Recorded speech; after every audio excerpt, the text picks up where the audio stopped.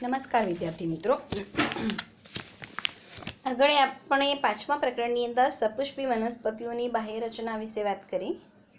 હવે પ્રકરણ 6 ની અંદર સપુષ્પી વનસ્પતિઓની અંતસ્થ રચના વિશે ભણીશું. આ પ્રકરણની અંદર આપણે પેશીતંત્ર, દ્વિદળી અને એકદળી વનસ્પતિઓની અંતસ્થ રચના અને વનસ્પતિઓમાં જોવા મળતી દ્વિતીય વૃત્તિ વિશે ચર્ચા કરીશું. હવે આપણે વનસ્પતિઓ અને પ્રાણીઓ બંને પૈકી મોટાભાગના સજીવોની બાહ્ય રચના, એની અંદર રચનાકીય સમાનતાઓ અને એની અંદર ભિન્નતાઓ આપણે સરળતાથી જોઈ શકીએ છીએ. તેવી જ રીતે આંતરિક રચનાનો અભ્યાસ કરીએ વનસ્પતિ અને પ્રાણીઓનો, તો એમની આંતરિક રચનાનો અભ્યાસ કરીએ તો પણ એની અંદર પણ આપણને ઘણી સમાનતાઓ અને એની અંદર જુદાપણું જોવા મળે છે. તો આ પ્રકરણની અંદર આપણે ઉચ્ચ કક્ષાની વનસ્પતિઓની આંતરિક રચના, એની અંદર અંગજનનની ક્રિયાવિધિ કેવી હોય છે તે જોઈશું. હવે અંતસ્થ રચનાશાસ્ત્ર એટલે શું? તો વનસ્પતિઓની આંતરિક રચનાના અભ્યાસને અંતસ્થ રચનાશાસ્ત્ર તરીકે ઓળખવામાં આવે છે. વનસ્પતિઓ પાયાના એકમ તરીકે કોષો ધરાવે છે, આપણને ખબર જ છે. અને આ બધા કોષો ભેગા મળીને પેશીઓ બનાવે છે. પેશી ભેગી મળીને અંગોનું નિર્માણ કરે છે. અને વનસ્પતિમાં વિવિધ અંગો એમની આંતરિક રચનાની અંદર જુદાપણું જોવા મળે છે. ઉદાહરણ તરીકે લઈએ તો આવૃત બીજધારી વનસ્પતિઓ, એના બે પેટા પ્રકાર છે, દ્વિદળી અને એકદળી. તો એમની અંતસ્થ રચના પણ જુદી જુદી જોવા મળે છે. એટલે કે દ્વિદળી વનસ્પતિની આંતરિક રચના, એકદળી વનસ્પતિની અંતસ્થ રચના એ પણ જુદી જુદી જોવા મળે છે. આંતરિક રચનાઓ તેમના વિભિન્ન પર્યાવરણ પ્રત્યેના અનુકૂલનો પણ દર્શાવે છે. એટલે કે એમની અંદર જે આંતરિક રચનાની અંદર જે જુદું જુદું રચનાઓ જોવા મળે છે, ફેરફારો જોવા મળે છે, એ એમના પર્યાવરણ પ્રત્યેના અનુકૂલનો જ છે. હવે પ્રકરણની શરૂઆત કરતાં પેશીની વ્યાખ્યા પહેલાં જોઈશું કે પેશી એટલે શું? તો કે સમાન ઉત્પત્તિ ધરાવતા અને સમાન કાર્ય કરતા કોષોનો સમૂહ એને પેશી કહેવાય. સમાન ઉત્પત્તિ ધરાવતા અને સમાન કાર્ય કરતા કોષોના સમૂહને પેશી તરીકે ઓળખવામાં આવે છે. વનસ્પતિની અંદર પેશીઓના પ્રકારો. હવે આપણે પહેલાં વનસ્પતિ પેશીઓ જોઈ લઈશું. તો પેશી ભેગી મળીને અંગ બનાવે, તો અંગની ચર્ચા પછી કરીશું. સૌપ્રથમ આપણે વનસ્પતિ પેશીઓના પ્રકાર. તો વનસ્પતિ પેશીઓ જે છે એ વિવિધ પ્રકારોની બનેલી છે. આ પેશીઓમાં નવા રચાયેલા કોષો કોષ વિભાજનની ક્ષમતા ધરાવે છે કે નહીં, એટલે કે નવા રચાયેલા કોષો એ કોષ વિભાજનની ક્ષમતા ધરાવે છે કે નહીં, તેના આધારે વનસ્પતિ પેશીના મુખ્ય બે પ્રકાર છે. જે કોષો કોષ વિભાજનની ક્ષમતા ધરાવે તેને વર્ધનશીલ પેશી કહેવાય, અને જે કોષો એક વખત નિર્માણ થઈ ગયા પછી કોષ વિભાજનની ક્ષમતા ધરાવતા નથી એને અવર્ધનશીલ પેશી કહેવાય. એટલે કે જેની વૃદ્ધિ થાય તે વર્ધનશીલ અને વૃદ્ધિ ન થાય તે અવર્ધનશીલ અથવા તો સ્થાયી પેશી. વર્ધનશીલ પેશી જે છે એની વ્યાખ્યા જોઈએ. સૌપ્રથમ આપણે વર્ધનશીલ પેશીની વાત કરીશું. તો કે સક્રિય રીતે વિભાજન પામતા કોષોના સમૂહને વર્ધનશીલ પેશી કહે છે. એમાં જ એની વ્યાખ્યામાં જ એનો જવાબ છે કે સક્રિય રીતે વિભાજન પામતા કોષોનો સમૂહ એને વર્ધનશીલ પેશી કહેવાય. એટલે કે વર્ધનશીલ પેશીના કોષો કોષ વિભાજનની ક્રિયા દ્વારા વૃદ્ધિ કરે છે. વનસ્પતિઓમાં વૃદ્ધિ મોટે ભાગે કોષ વિભાજન જે છે એની ક્રિયા દ્વારા થાય છે, અને એ કોઈ ચોક્કસ વિસ્તારની અંદર કોષ વિભાજનની ક્રિયા જે છે એ થતી હોય. એટલે કે અમુક ચોક્કસ વિસ્તાર પૂરતી કોષ વિભાજનની ક્રિયા હોય છે. આપણને પણ માનવીનું ઉદાહરણ લઈએ તો વૃદ્ધિ જે છે એ અમુક ચોક્કસ અંગોમાં જ થાય છે. ઘસારો પામતા કોષોના સ્થાને નવા કોષોનું નિર્માણ થઈ શકે. બાકી કોઈ અંગો તૂટી ગયા હોય અથવા તો હાથ પગ બરાબર કપાઈ ગયા હોય તો એ કંઈ નવા ઉગતા નથી. તો વનસ્પતિની અંદર વૃદ્ધિ જીવન પ્રત્યે જોવા મળે છે, અને એમાંય પાછી વર્ધનશીલ પેશી જે છે એ અમુક ચોક્કસ વિસ્તારો પૂરતી જ મર્યાદિત હોય છે. તો વનસ્પતિઓ જે છે એ 3 પ્રકારની વર્ધનશીલ પેશીઓ ધરાવે છે. એટલે કે આ વર્ધનશીલ પેશીના 3 પ્રકાર છે: અગ્રસ્ત વર્ધનશીલ પેશી, આંતરવિષ્ટ વર્ધનશીલ પેશી અને પાર્શ્વીય વર્ધનશીલ પેશી. એમાં જો આ ટોચના ભાગે અગ્રીય વર્ધનશીલ પેશી, મધ્યમાં આવેલી આંતરવિષ્ટ વર્ધનશીલ પેશી અને પાર્શ્વ બાજુએ આવેલી પાર્શ્વીય વર્ધનશીલ પેશી. એટલે વર્ધનશીલ પેશીના મુખ્ય 3 પ્રકાર જો અહીં આકૃતિમાં દર્શાવ્યું છે કે મૂળાગ્રની આકૃતિ છે. મૂળના ટોચના ભાગે આવેલી હોય, બરાબર, અને પરોહ પ્રકાંડ જે છે પ્રકાંડની ટોચના ભાગે પણ આવેલી હોય. એટલે આમ અગ્રભાગે આવેલી અગ્રીય વર્ધનશીલ પેશી, મધ્યમાં આવેલી આંતરવિષ્ટ વર્ધનશીલ પેશી અને પાર્શ્વ બાજુએ આ રીતે ગોઠવાયેલી હોય તેને પાર્શ્વસ્થ વર્ધનશીલ પેશી તરીકે ઓળખવામાં આવે છે. હવે આપણે પહેલી જોઈએ અગ્રીય વર્ધનશીલ પેશી. અહીં પણ જો આકૃતિ દર્શાવી છે કે વર્ધનશીલ પેશી જે છે એ વર્ધનશીલ પેશી મૂળ તથા પરોહના અગ્રસ્થ ભાગે રહેલી હોય છે. તો અહીં મૂળના અગ્રસ્થ ભાગે આવેલી હોય છે, બરાબર. એટલે અહીં આ તો એનું મૂળ ટોપ છે, આટલો ભાગ. પછી અહીંયાથી મૂલાગ્રની શરૂઆત થાય, એટલે આ મૂલાગ્ર છે. તો મૂળના અગ્રીય ભાગે આવેલી આ વર્ધનશીલ પેશી છે, મૂળના અગ્રભાગે આવેલી હોય.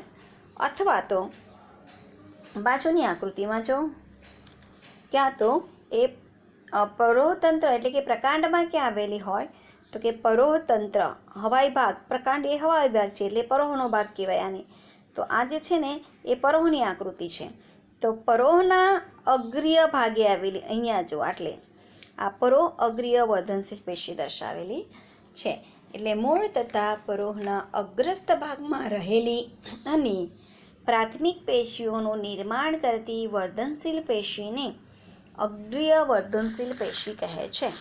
એટલે મૂળની અગ્રીય વર્ધનશીલ પેશીઓ જે છે એ મૂળના ટોચના ભાગે આવેલી હોય. અહીંયા જો મૂળની અગ્રીય વર્ધનશીલ પેશી એ મૂળના ટોચના ભાગે આવેલી હોય અને પરોહની અગ્રીય વર્ધનશીલ પેશી એ પ્રકાંડ અક્ષના મોટા ભાગના પ્રદેશમાં અમુક અંતરે રહેલી હોય છે.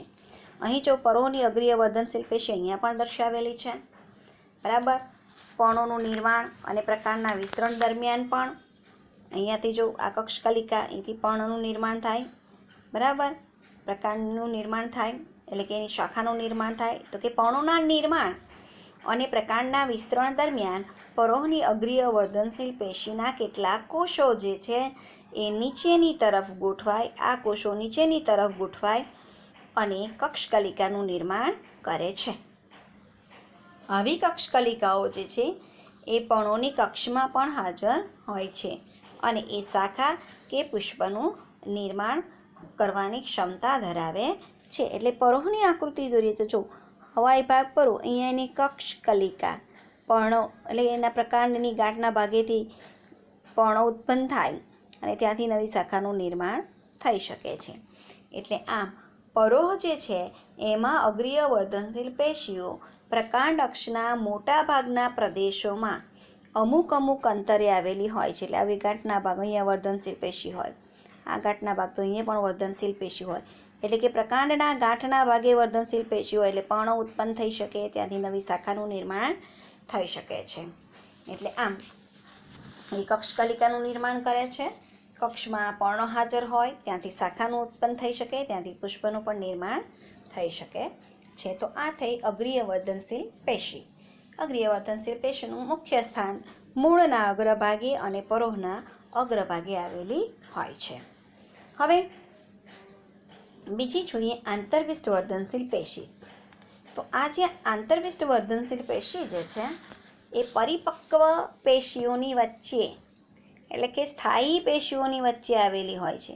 અહીંયા બીજી બધી સ્થાયી શુલ્કોણક, મૃતક, દડોતક આ બધી પેશીઓ અહીંયા હોય વચ્ચેના ભાગે. અને આ મધ્યમાં આવેલી પેશી છે આંતરવિષ્ટ વર્ધનશીલ પેશી છે. એટલે એની વ્યાખ્યા એવી રીતે આપી શકાય કે પરિપક્વ પેશીઓની વચ્ચે આવેલી વર્ધનશીલ પેશીને આંતરવિષ્ટ વર્ધનશીલ પેશી કહે છે.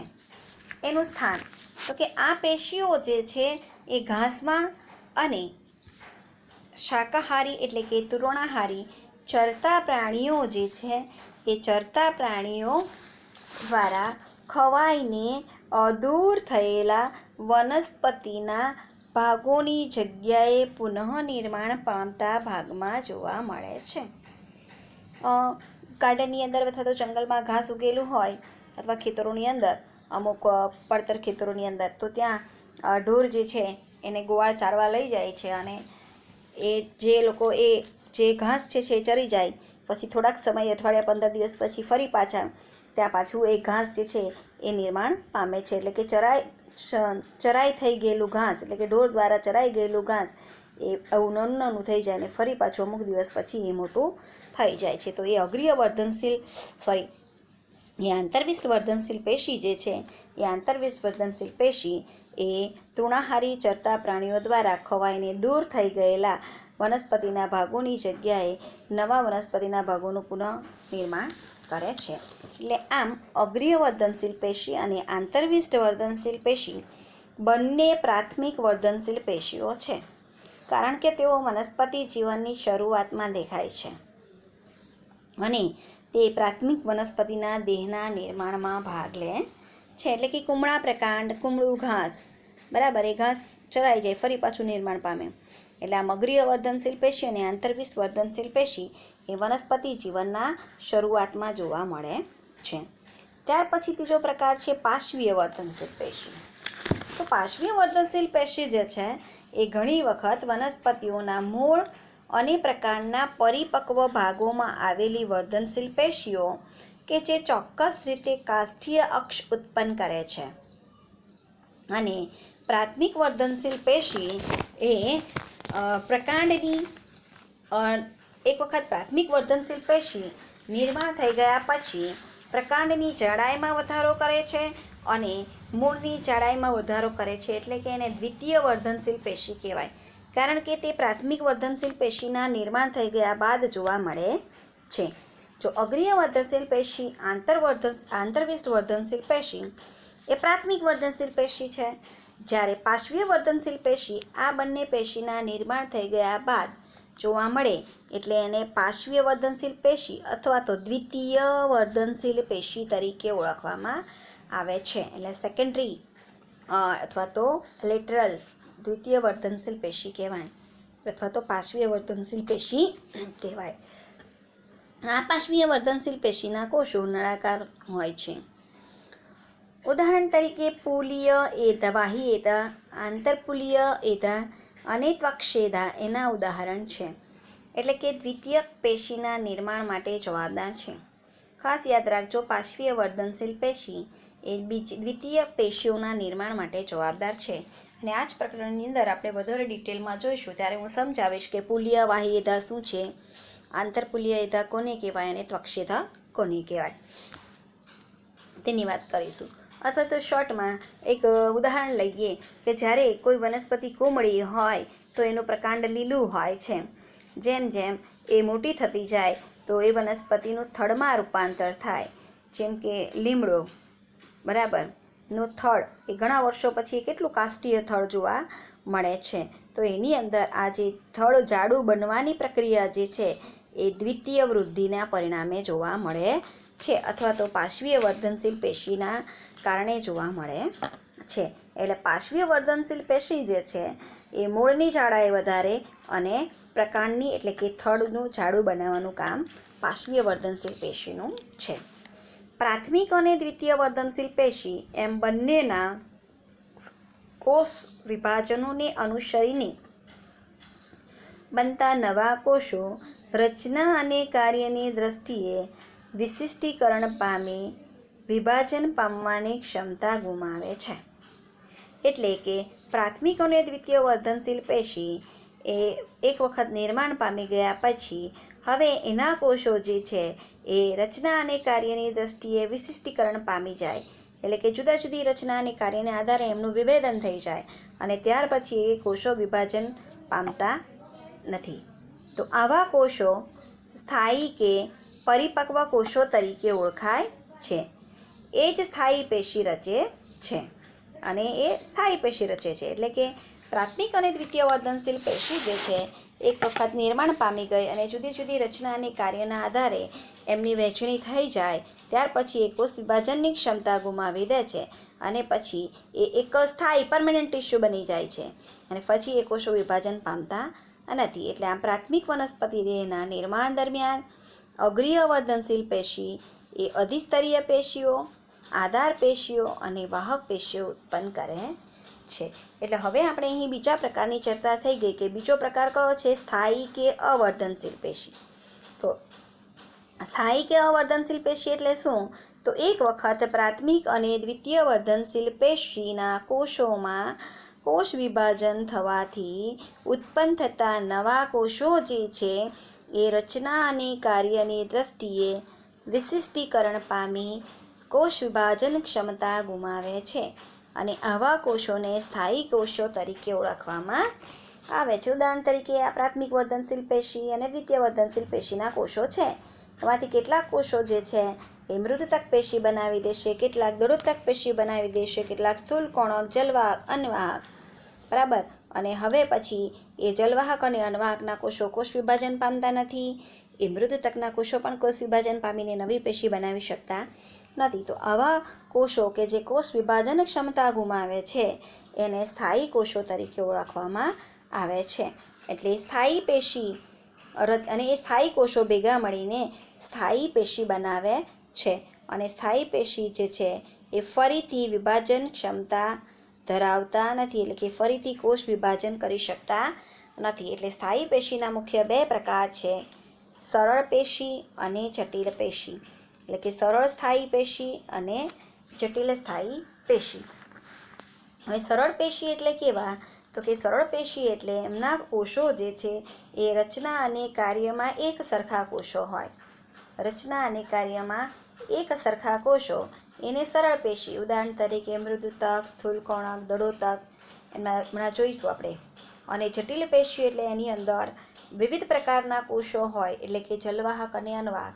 તો જલવાહકની અંદર જલવાહક મૃદુતક, જલવાહકની અંદર દળોતક પેશી પણ આવે તો એને જલવાહક તંતુઓ કહેવાય, જલવાહિની કી જલવાહિની, બરાબર. તો એ બધા જટિલ પેશી છે. જટિલ પેશી વિવિધ પ્રકારના કોષો ધરાવે અને સરળ પેશી એ રચના અને કાર્યની દ્રષ્ટિએ એક સરખા કોષો ધરાવે છે. હવે આપણે જોઈએ સરળ પેશી. પહેલો પ્રકાર તો કે જે સ્થાયી પેશીઓના બધા જ કોષો રચના અને કાર્યમાં એક સરખા હોય તેને સરળ પેશી કહે છે. એની આપણે આકૃતિ પણ અહીંયા જોઈએ કે અહીં જો સરળ પેશી જે છે એના કોષો એક જ સરખા પ્રકારના. અહીં પહેલી આકૃતિ જે છે એ સરળ પેશીમાં મૃદુતક પેશીની આકૃતિ છે આ. ત્યાર પછી આ બીજી જે છે એ સ્થૂલકોણક પેશી અને આ ત્રીજી છે એ દળોતક પેશી. તો જો અહીં મૃદુતક પેશીના કોષો પણ એક જ સરખા રચના અને કાર્યની દ્રષ્ટિએ એક જ સરખા છે. સ્થૂલકોણક પેશીના કોષો પણ રચના અને કાર્યની દ્રષ્ટિએ એક જ સરખા હોય અને દળોતક પેશીના કોષો પણ આવા બહુકોણીય આકારના રચના અને કાર્યની દ્રષ્ટિએ એક જ સરખા પ્રકારના જોવા મળે છે. એની અંદર આવેલા આ તંતુ દળોતક તંતુની આકૃતિ છે અને આ અસ્થિકોષની આકૃતિ છે. તો સૌપ્રથમ આપણે જોઈશું મૃદુતક પેશી. આ મૃદુતક પેશી. તો મૃદુતક પેશીના વિદ્યાર્થી મિત્રો અહીં દરેક થિયરી જ્યારે લખો ત્યારે એનું સ્થાન, એના લક્ષણો, એના આકાર, એનું મહત્ત્વ, આવું બધું એના સ્થાન, લક્ષણ અને એનું કાર્ય, મુખ્ય 3 મુદ્દાઓ યાદ રાખવા ટાઇટલમાં. એક તો પહેલું એનું સ્થાન લખવું, બીજું એના લક્ષણો વિશે લખીશું અને ત્યાર પછી એનું કાર્ય. આ 3 મુદ્દાઓ બધી જ પેશીઓમાં આવશે. તો પહેલું જોઈએ આપણે મૃદુતક. તો મૃદુતક પેશીના કોષો જે છે એ વિવિધ અંગોની અંદર વિવિધ ઘટકો બનાવે છે. તેના કોષો સામાન્ય રીતે સમવ્યાસી એટલે કે આવા ગોળાકાર હોઈ શકે, એક સરખા આકારના, અથવા તો અંડાકાર હોઈ શકે, અથવા તો વર્તુળાકાર હોઈ શકે, અથવા તો આવા બહુકોણીય પણ હોઈ શકે. આ રીતે પણ આપણે મૃદુતક પેશીના કોષોને દર્શાવી શકીએ. એટલે બહુકોણીય એટલે આ પ્રકારની પણ મૃદુતક પેશી જોવા મળે છે. એક સરખા મૃદુતકીય કોષો આવા પણ હોય. બરાબર, અહીં દર્શાવ્યા છે એવા વર્તુળાકાર પણ હોય અને એમના કોષો જે છે એ સમવ્યાસી એક સરખા વ્યાસના હોય છે અને આ કોષોની વચ્ચે આંતરકોષીય અવકાશ પણ જોવા મળે છે. કોષો વચ્ચે ગેપ અવકાશ જોવા મળે, જેને આંતરકોષીય અવકાશ તરીકે ઓળખવામાં આવે છે. એની કોષ દિવાલ જે છે એ સેલ્યુલોઝની બનેલી હોય છે. આ કોષોની કોષ દિવાલ જે છે એ સેલ્યુલોઝની બનેલી હોય છે. કોષો જીવન ગાઢ રીતે સંકળાયેલા અથવા તો આંતરકોષીય અવકાશ ધરાવે છે. મહત્વ છે એનું તો કે પ્રકાશ સંશ્લેષણ, સંગ્રહ અને સ્ત્રાવ. વિદ્યાર્થી મિત્રો, આગળના ધોરણમાં તમે ભણી ગયેલા કે મૃદુતક પેશી જે છે એ મૃદુતક પેશીના ફરી બીજા બે પેટા પ્રકાર પડે છે, હરિતકણોત્તક મૃદુતક અને લંબોતક મૃદુતક. એટલે કે હરિતકણોત્તક પેશી જે છે એ એક પ્રકારની મૃદુતક પેશી જ છે અને એની અંદર હરિતકણ આવેલા હોય છે અને જે પ્રકાશ સંશ્લેષણની પ્રક્રિયા કરે છે. બીજો પ્રકાર છે સ્થૂલ કોણક પેશી. તો સ્થૂલ કોણક પેશી, આ આકૃતિ જે છે સ્થૂલ કોણક પેશીની છે. એનું સ્થાન જોઈએ તો સ્થૂલ કોણક પેશી જે છે એ દ્વિદળી વનસ્પતિઓમાં અધિસ્તરની નીચેના સ્તરોમાં જોવા મળે છે.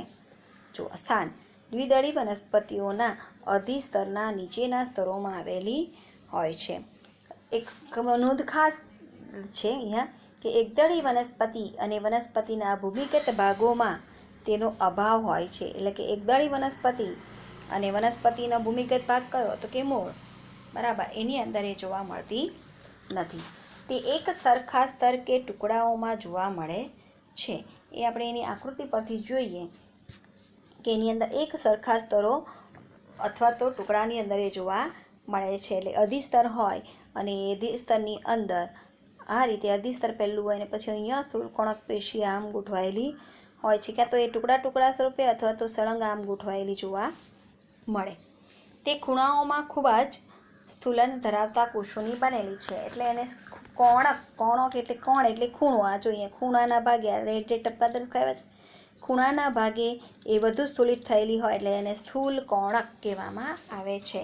આ સ્થૂલન જે છે એ સેલ્યુલોઝ, હેમિસેલ્યુલોઝ અને પેક્ટિનનું જ હોય છે. આ સ્થૂલિત ખૂણાઓ દર્શાવ્યા છે અહીંયા એના બધા.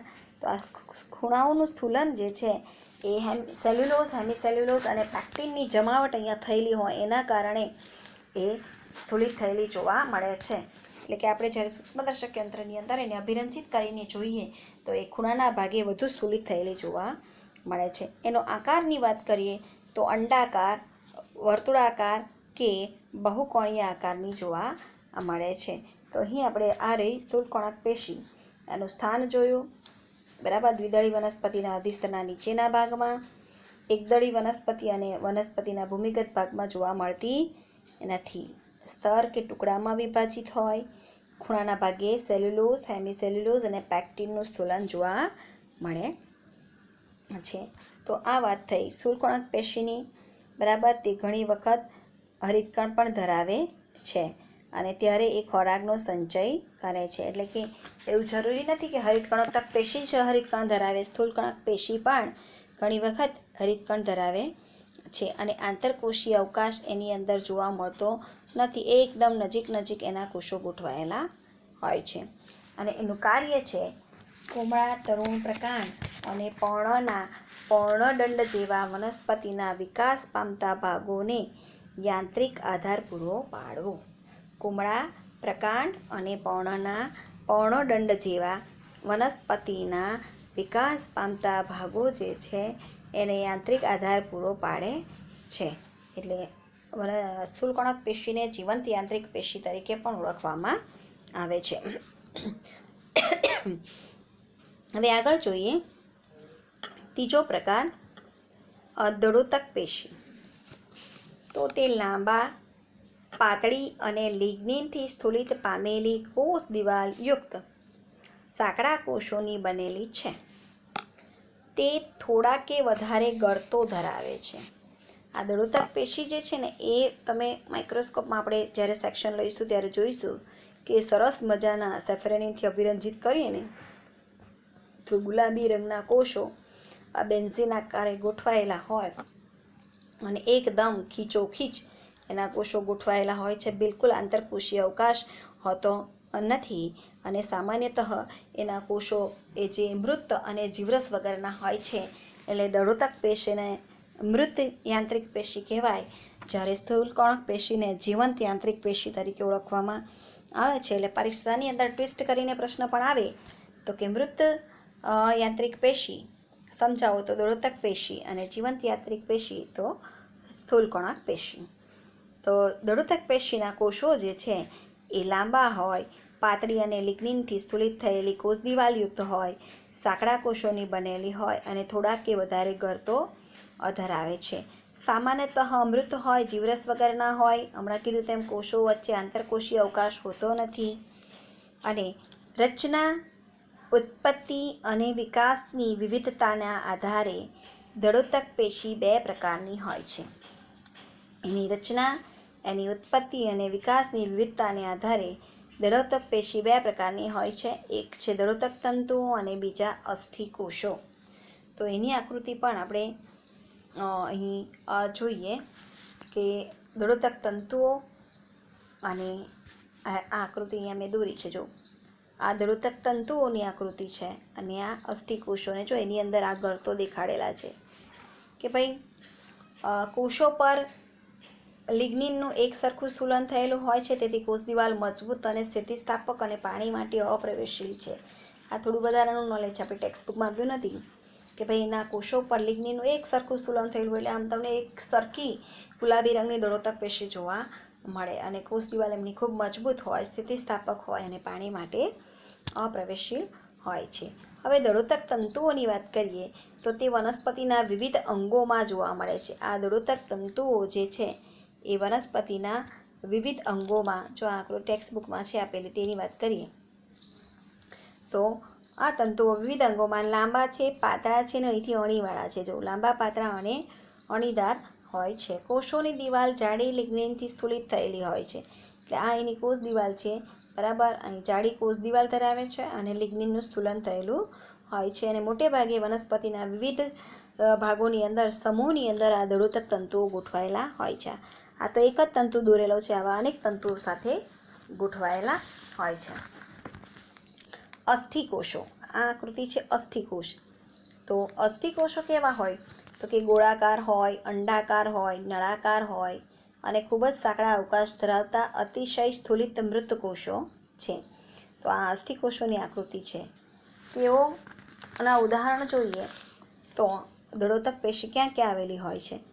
આ જો એની અંદર આવેલા ગર્તો દર્શાવ્યા છે, અહીંયા વચ્ચે અવકાશ દર્શાવ્યો છે, આ જાડી કોષ દિવાલ દર્શાવેલી છે એની. તો આ અસ્થિકોષો જે છે એ અંડાકાર, ગોળાકાર, નળાકાર, સાંકડા અવકાશ ધરાવતા અતિશય સ્થૂલિત મૃત કોષો છે તેની વાત કરી. હવે ઉદાહરણ જોઈએ તો કે ભાઈ દળોતક પેશી જે છે એ ક્યાં જોવા મળે છે તો કે સામાન્યતઃ તેઓ અહીં એના ઉદાહરણ આપ્યા છે કે કાચલા એટલે કે કવચયુક્ત ફળ, નટ્સના ફલાવરણમાં, બરાબર. નટ્સના ફલાવરણની અંદર એટલે કે જામફળ, નાસપતિ અને ચીકુ જેવા ફળોના ગર પ્રદેશમાં પણ હોય છે. અને કવચયુક્ત ફળ, નટ્સ એટલે આપણે અખરોટ ખાઈએ છીએ ને, અખરોટ એમાંથી જે સ્ક્રબ બનાવેલું હોય છે, જો આપણે સ્કિન પર સ્ક્રબ બનાવે છે તો એ કાચલું એનું ફલાવરણ કહેવાય. એટલે એ નટ્સના ફલાવરણની અંદર. બીજો જામફળ, નાસપતિ અને ચીકુ જેવા ફળોના ગર પ્રદેશમાં. આપણે ચીકુ ખાઈએ તો આપણને એના ઝીણા ઝીણા મોંમાં નાખીએ એટલે એનો ગર જે છે એની અંદર ઝીણી શું કહેવાય, આપણને ખાય ત્યારે જ અહેસાસ થાય કે આની અંદર નાની નાની કરચ જેવું છે. એટલે એ નાસપતિ, જામફળ અને ચીકુના ગરની અંદર જોવા મળે છે. ત્યાર પછી સીંબી વનસ્પતિઓના બીજાવરણમાં હોય. સીંબી વનસ્પતિ જે છે એના બીજાવરણની અંદર અને ચાના પર્ણોની અંદર, લીલી ચા આવે ને એ ચાના પર્ણોની અંદર જોવા મળે છે. અને દળોતક પેશીનું કાર્ય છે અંગોને યાંત્રિક આધાર આપવાનો. એટલે આમ અહીં સરળ સ્થાયી પેશી જે છે એ સરળ સ્થાયી પેશીઓ જે છે એ પૂર્ણ થાય છે. અહીં સરળ સ્થાયી પેશીની અંદર આપણે 3 જ ઉદાહરણ જોયા: મૃદુતક, સ્થૂલકોણક અને દળોતક પેશી. હવે આપણે આગળના વિડીયોની અંદર જટિલ પેશીઓ જે છે એની વાત કરીશું. થોડી વાત કરી લઈએ જટિલ પેશીઓ. તો કે જટિલ પેશીઓ એટલે કે જટિલ પેશીઓની હમણાં જ વાત કરી કે ભાઈ એક કરતાં વધારે કોષોની બનેલી હોય. જટિલ પેશીઓ જે છે એ એક કરતાં વધારે કોષોની બનેલી હોય છે, એટલે કે વિવિધ પ્રકારના કોષો ધરાવે છે. જ્યારે સરળ પેશીઓ જે છે એ એક જ પ્રકારના કોષોની બનેલી હોય, જેમ કે મૃદુતક. તો એક જ સરખા આવા કોષો મૃદુતકમાં જોવા મળે છે. દ્રઢોતકની અંદર પણ એક સરખા પ્રકારના કોષો જોવા મળે અને સ્થૂલકોણકની અંદર પણ એક જ સરખા પ્રકારના કોષો જોવા મળે. હવે જટિલ પેશી જે છે એ જટિલ પેશીની અંદર એક કરતાં વધુ પ્રકારના કોષોની બનેલી હોય અને ભેગા મળીને એક એકમ તરીકે કાર્ય કરે. એનું ઉદાહરણ છે જલવાહક પેશી અને અનવાહક પેશી. તો જલવાહક પેશી જે છે, અહીં જો લાસ્ટ લીટી, જલવાહક પેશી એ જલવાહિનીકી, જલવાહિની, જલવાહક તંતુઓ અને જલવાહક મૃદુતકની બનેલી હોય છે. એટલે થયું ને એક કરતાં વધારે પ્રકારના કોષોની બનેલી છે. જલવાહક પેશીનું મુખ્ય કામ છે પાણી અને ખનિજ દ્રવ્યોનું વહન મૂળથી પ્રકાંડ અને પછી પર્ણ તરફ કરવાનું અને વનસ્પતિને યાંત્રિક આધાર આપવાનું કાર્ય કરે છે, મજબૂતાઈ આપવાનું કાર્ય કરે છે. અને તે 4 ઘટકોની બનેલી છે: જલવાહિનીકી, જલવાહિની, જલવાહક તંતુઓ અને જલવાહક મૃદુતક. એમ 4 પ્રકારના ઘટકોની બનેલી છે. અને જલવાહક પેશી જે છે એ અનાવૃત બીજધારી વનસ્પતિઓની જલવાહક પેશી જે છે એમાં જલવાહિનીકીનો અભાવ હોય છે. અનાવૃત બીજધારી વનસ્પતિઓની જલવાહક પેશીમાં જલવાહિનીકીનો અભાવ હોય છે. તો હવે પછીના વિડીયોની અંદર આપણે જટિલ પેશીઓ જે છે એના વિશે ચર્ચા કરીશું. આવજો.